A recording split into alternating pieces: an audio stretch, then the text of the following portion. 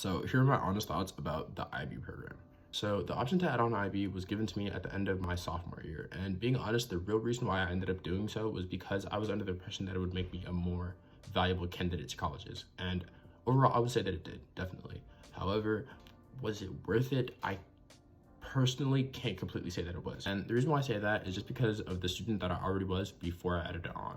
Like, obviously looking back, there's no way to tell for certain whether or not I would have had the same trajectory or had the same outcomes had I not added IB. But by the end of my sophomore year, I had already completed a sizable chunk of my associate's degree. I had a bunch of AP classes under my belt, etc. And so the difference that it made to my resume wasn't make or break exactly. However, that's not to say that it wasn't so valuable.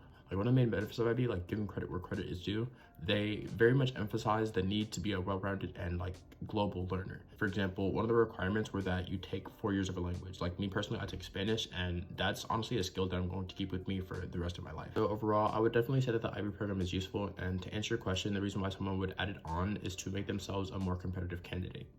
However, I would also suggest that you use your discretion as to whether or not it is worth the additional workload that comes with it, because mind you, it is most definitely a commitment to try to get your IB diploma, and at least in my case, it just felt like icing on the cake as opposed to a necessity or make or break. And as always, if you found any of that helpful, consider hitting the follow button. Let me know if you have any more questions, and thanks for watching.